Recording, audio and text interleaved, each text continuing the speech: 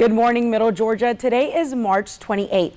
Thanks for watching 41 NBC News at Daybreak. I'm Lisbeth Gutierrez. Chase Ambrose has the morning off.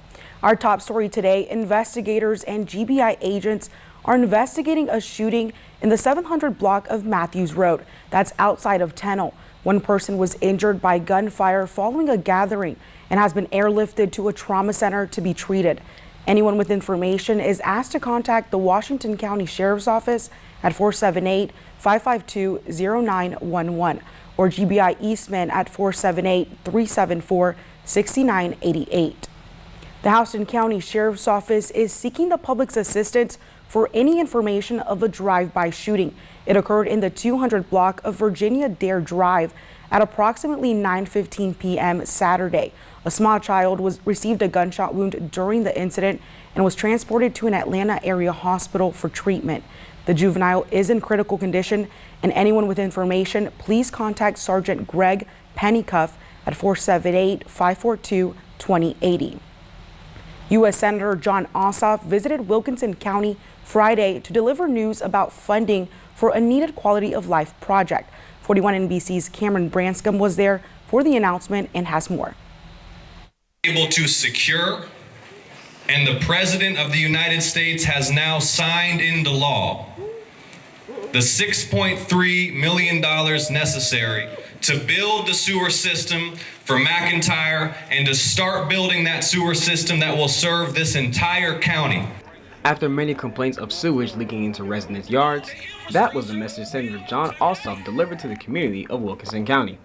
Prior to the new sewage system plan to be put in place, McIntyre and Wilkinson County relied on septic tanks to handle their waste. According to the mayor of McIntyre, Vicki Horn, she has been working on the project for 12 years. Mayor Horn says she's happy for not only the people of McIntyre, but for everyone in the county. I just want the city to grow. I want it to grow. I want this to be looked at as a positive thing for everybody. It's not just about McIntyre, it's about everyone. During the press conference, Senator Ossoff made it clear that the purpose of this project is for the public safety for the people of McIntyre. This project will prioritize delivering this functioning sewer system for our public schools here, first and foremost. Because we don't need to expose Wilkinson County children to sewage that's in the streets or in the community. So this is about health and quality of life. The location for the sewage treatment plant has already been planned out, but groundbreaking for the sewage pipes has not yet been discussed. Reporting in Wilkinson County, Cameron Branscombe, 41 NBC News. Now, Mayor Horn says the project should be completed within the next 3 years. And the cherry blossom trees are one of the big draws of the Cherry Blossom Festival. And it took them some time, but they're finally blooming. 41 NBC's Ariel Schiller spoke with Visit Macon about where you can find the blooming trees. Some people come to the Cherry Blossom Festival for the entertainment, some people come for the food, and some people come to see the beautiful cherry blossom trees. Angela is originally from Macon, and she says she's attending the festival for all it has to offer. Over the years, I've attended several events, so I was just really excited. Got a few friends from Warner Robins to come and join me, so we just wanted to have a night out on the town. Aaron Buzza is the COO and Vice President of Development for Visit Macon. He says sometimes it's hard to plan the festival around when the trees will bloom. Cold weather delayed the trees blooming for the start of the festival, but now they're blooming all over Macon. Past Ingleside Village and you head toward Ridge, there's a wonderful display, kind of equidistant between Pierce and Ridge, and then through all of Wesleyan Woods.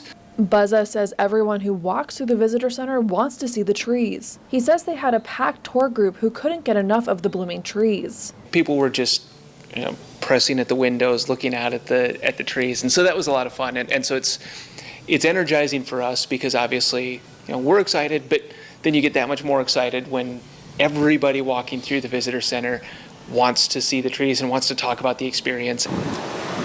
Angela says she's excited to see the blooming trees and recommends everyone go out and enjoy the festival. Check out everything. It's just the best place to be this time of year. Just come to Macon, Georgia. It's where it's at. It's where it's happening. Now, if you want to look at the trees from the comfort of your home, Visit Macon has a bloom cam on their website, or if you want to go and see them, they have a map to find them. That's on their website at maconga.org. And a Mercer University student organization is using dancing to reach a fundraising goal of $100,000. I spoke with the organization to find out how the money raised will benefit children at the Beverly Knight Olson Children's Hospital. The MU Miracle organization on the Mercer University campus is hosting its biggest fundraiser event of the year. The event is known as the Barathon Dance Marathon.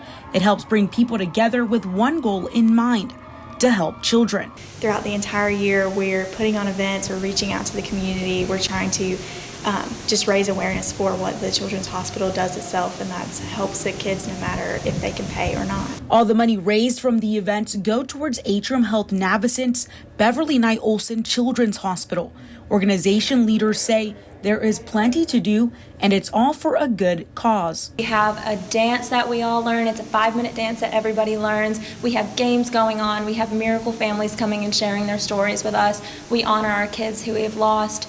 We have decorations and dances. We have a rave. We have a bunch of fun. Ashton Taylor, Sarika Mahajan, and Soni Patel are all seniors who are aspiring physicians. Patel says the one thing they all have in common is wanting to help children. We like to think of it as a family, so it brings everyone at Mercer together for a great cause. And, we show them our miracle kids, and, we show them what we're raising our money for. The goal is to reach $100,000 to help make this year's fundraiser the most they've ever raised. Ellen Johnson, the president and CEO of the Navicent Health Foundation, says she's thankful for the students who are behind the organization. They fundraise, they set it up, they schedule it. We're just there to support them in any way that we can. A tribute for a group of trailblazers. Sunday was Tuskegee Airmen Commemoration Day, which celebrates the incredible lives of the first Black military pilots. Family members of those pilots attended a wreath laying this morning at the Air Force Memorial. Amy Cho was there.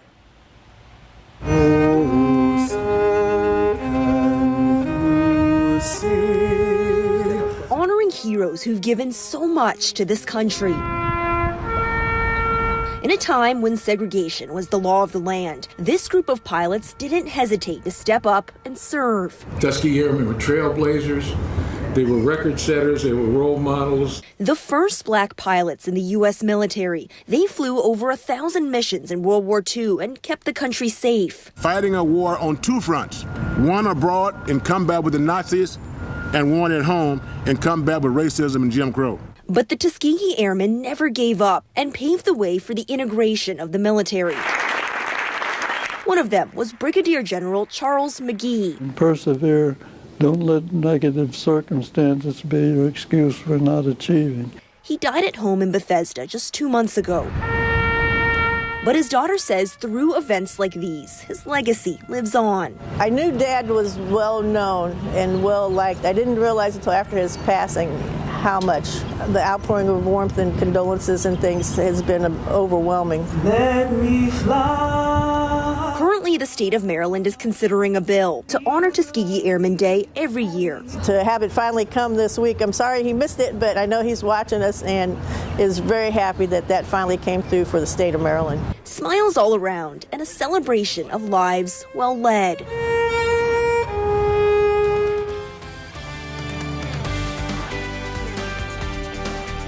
When Daybreak continues later in the show, we'll have a look at business with CNBC. But right now, Aaron has a look at your weather trivia question.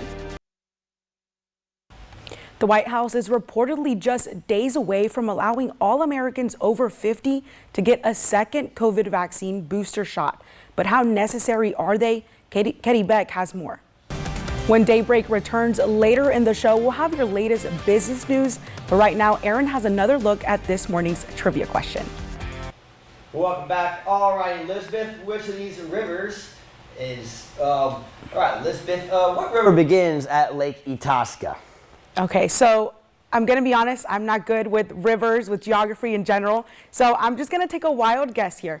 I know B, C, and D. I've never heard of A. So I'm just going to guess that it's A. You're going to go with the Rhine River. Well, the correct answer is the Mississippi River. So this is, way up north in either Minnesota. I should know what state that's